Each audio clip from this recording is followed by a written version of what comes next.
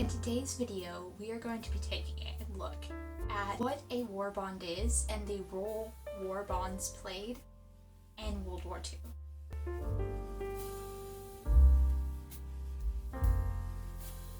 Hey there, beautiful YouTube. Welcome back to Vintage Lears. I'm Chloe Jean, and yes, it has been far too long since I've uploaded a YouTube video. Modern life decided to take a front seat in September and October, and I'm really eager to sit down and start filming content again because I missed World War II and I missed all of you.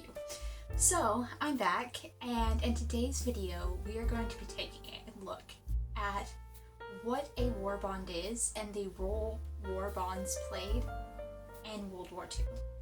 As I understand how war bonds, or defense bonds as they were known in 1941, work, is a government sells a citizen. So in our case, the American government sold American citizens in the 1940s an IOU and takes the money the citizen gives them and uses it to buy, in our case, supplies for World War II. We needed billions of dollars, so the American government sold these defense bonds at 75% of their value.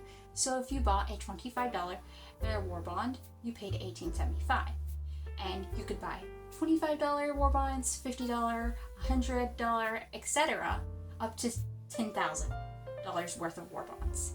And then 10 years after you bought the bond, so 1941, 51, 52, you could go to the government and they would give you $25 back, $50 back, however much your denomination of a war bond was.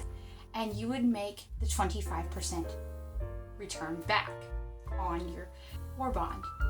We needed billions of dollars. So in May 1941, the government rolled out Series E defense bonds, and FDR was the first person to buy a defense bond. And in 1942, after Pearl Harbor, we decided to start calling them war bonds. And it was seen as your patriotic duty because if you bought a war bond, you had skin in World War II. You had skin in the games. And the government was always finding ways to come up with more revenue.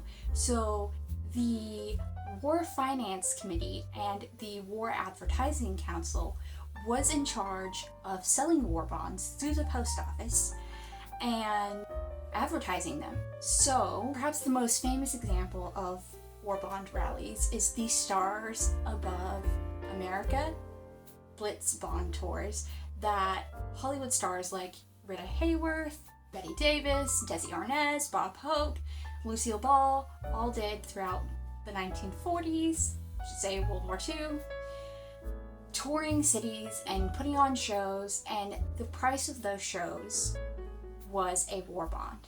And through that campaign, they raised over $850 million in war bonds.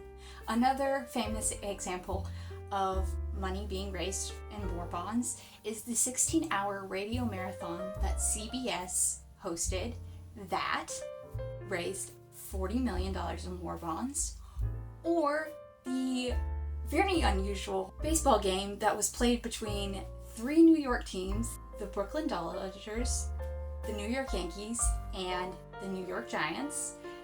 And again, the price of this game was a war bond. And there were even ways for kids to get involved. So you could buy war stamps, which were 10 cents a piece, and when you reached a certain amount, you were able to purchase a war bond. By March 1945, Americans had raised over $85 million in war bonds.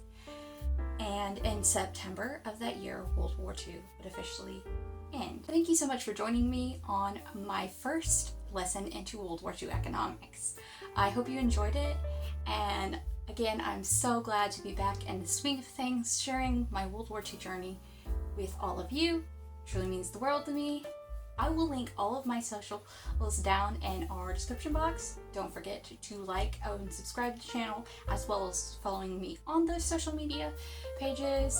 I am an Instagram girl, so there's lots of behind the scenes, weird, wacky, fun World War II stuff on there, as well as over on my Facebook page. So yeah, if you want all of the World War II goodness, please follow me there. Thank you so much for stopping by. It means the world to me that each and every one of you are here, and I will see y'all in the next video, which will be a fun one. Bye!